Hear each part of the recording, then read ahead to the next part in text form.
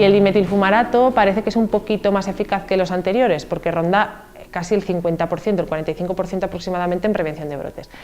Estos porcentajes no dejan de ser porcentajes que en realidad no son comparables, porque la población de un estudio y la población de otro estudio pues a veces no se parecen y entonces tampoco se puede decir que uno sea mejor que otro.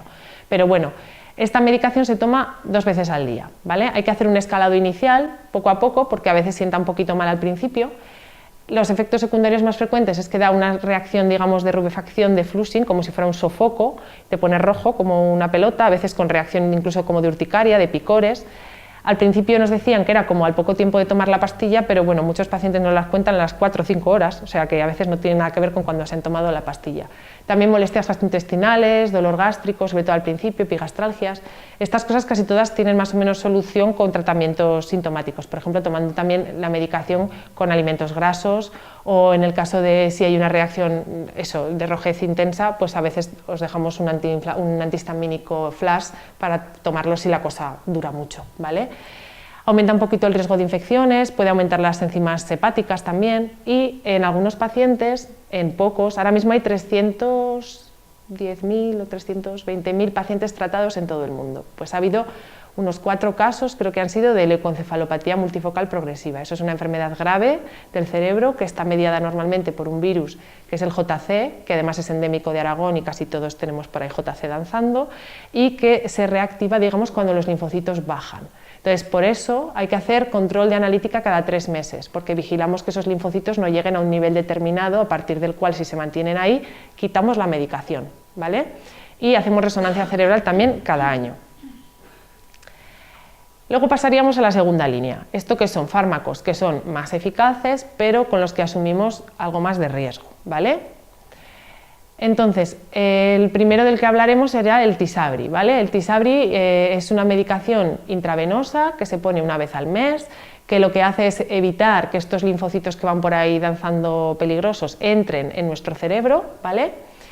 Y el problema que hemos tenido, este fármaco fue un poco revolucionario, porque era mucho más eficaz que lo que había habido aprobado hasta ahora. Para que os hagáis idea, este se aprobó antes que los orales que hemos comentado. O sea, este fue un poco como la primera novedad junto con el fingolimod. Ahora no recuerdo muy bien cuál fue primero y cuál fue después, pero fueron un poco en pareja y fue un poco revolucionario eso, porque de repente había una reducción de brotes como más alta y se empezó a hablar, o sea, esto que os he explicado del NEDA, de lo de que no haya evidencia de enfermedad, surgió a partir de este fármaco, porque este fármaco consiguió que un 37% de los pacientes no tuvieran actividad a los 2 años, o sea, que no hubiera ocurrido nada con ellos, no tuvieran ni más progresión, ni más brotes, ni más lesiones que captaran gadolinio, ni más lesiones en resonancia. Entonces fue un poco revolucionario en ese sentido. ¿Cuál fue el problema de esta medicación? Pues que empezaron a aparecer casos de leucoencefalopatía multifocal. Entonces, este tratamiento está mediado, digamos, un poco por cuando hacemos esta serología para ver si tenemos este JC positivo y en qué índice lo tenemos positivo, porque esto implica un riesgo u otro riesgo, y los factores que implican o que están relacionados con el riesgo de padecer esto es que uno sea positivo, que haya tomado un inmunosupresor previo, porque antes de que surgiera todo esto, que ni estoy hablando de esto, la esclerosis múltiple se trataba con inmunosupresores de los que se ponen en otras enfermedades, porque era lo que había y era lo que se probaba. Entonces, si ha tomado inmunosupresores, si lleva más de 2 años en tratamiento con el Tysabri o si hay una serología positiva. Entonces, los 2 primeros años en general son de bajo riesgo, o sea que hay veces que aunque el paciente sea positivo lo utilizamos, un poco también porque es bueno y como un poco como inductor para intentar controlar la enfermedad nos funciona. Entonces, según un poco del riesgo, decidimos la duración. Los pacientes que permanecen negativos al virus pueden estar con la medicación el tiempo que haga falta. El problema está que la seroconversión del virus aumenta el riesgo cada año. Entonces, al final, casi todos los pacientes en algún momento acaban haciéndose positivos.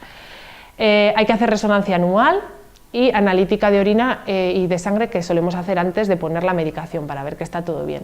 Por lo demás es un fármaco que es bastante cómodo porque al hospital una mañana se pone el gotero, te vas y hasta el mes siguiente te olvidas, ¿vale? El otro sería el Gilenya, que es el otro oral. Este es el primer oral de todos que apareció, claro, antes de los otros que os he explicado.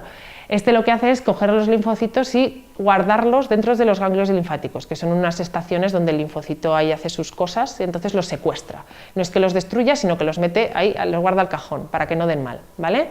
Entonces, es una medicación que también tiene una reducción de brotes en torno al 50%, o sea, también es una medicación relativamente eficaz, bastante eficaz, y lo único que antes de ponerlo tenemos que valorar si hay un problema oftalmológico, porque pacientes que tienen antecedentes de uveitis o que tienen diabetes tienen más riesgo de después hacer lo que llamamos un edema de mácula. Se inflama una parte del ojo y hace que veamos peor.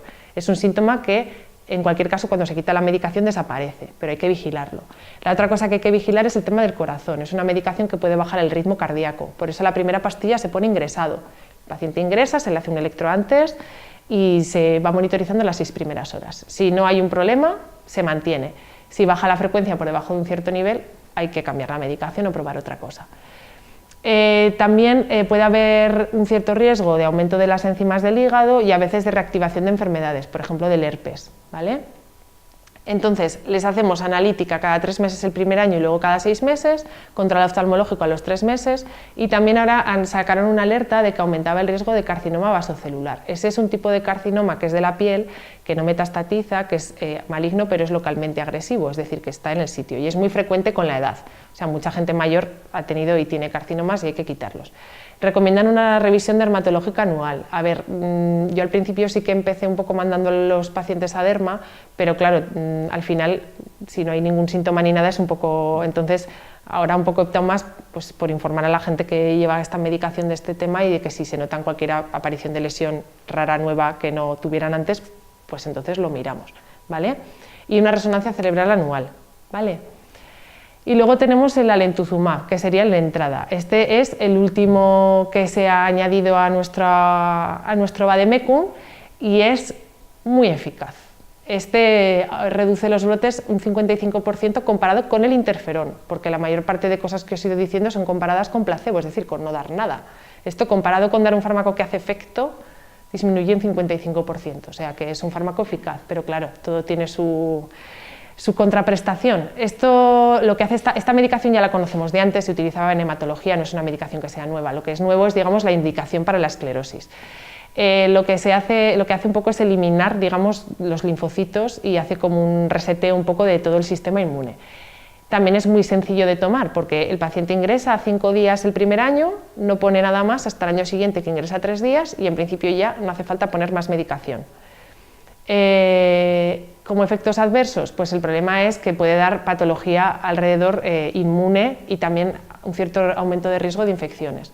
Entonces, bueno, hay que ir vigilando las tiroides, las plaquetas, el riñón, los porcentajes que no los veréis son bajitos, en principio de que el riñón se afecte un 0,3%, de que se afecten las plaquetas un 1%, son porcentajes bajos, pero hay que ir vigilándolos. Entonces, para vigilar esto hay que hacer analíticas cada mes hasta los 4 años siguientes de la última infusión, o sea que hay que hacer analíticas mensuales 5 años. Si luego ya el paciente ha estado bien, no ha tenido brotes, no ha habido que retratar ni nada, ya podríamos, digamos, parar, ¿vale? Y hacer resonancias también anuales. Entonces, os lo quería un poco comentar, un poco en la línea de lo que os comentaba antes, de lo de las expectativas que luego se nos van cayendo un poco, porque este era uno de los que iba a venir este año, que seguro que lo sacamos, que lo llegó a aprobar la FDA y la EMA. La FDA es la Federación Americana y la EMA es la Agencia Europea del Medicamento.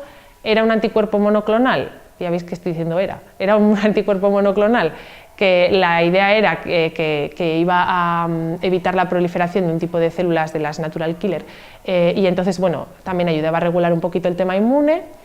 Tenía en principio unos efectos adversos más o menos leves, excepto que sí que había habido un paciente fallecido por una hepatitis autoinmune, entonces parecía que ahí había por ahí algún problema de hepatopatía y lo habían sacado en un posicionamiento de primera línea, es decir, este iba a ir en parejica con el copaxone, los interferones, la teriflunomida, el dimetilfumarato. Entonces, cuando ya estábamos esperando a que ya pusieran precio y lo sacaran y demás, entonces ya primero sacaron una restricción inicial de la Agencia Española del Medicamento de que solamente se iba a poder utilizar cuando no hubiera otro remedio por todo el tema hepático. Pero, al final, la propia farmacéutica ha retirado su fármaco porque ha habido 5 o 6 casos de encefalitis inmune, autoinmune y de meningitis autoinmune, con lo cual, fármaco para atrás. Lo han retirado del mercado y esto no se va a administrar.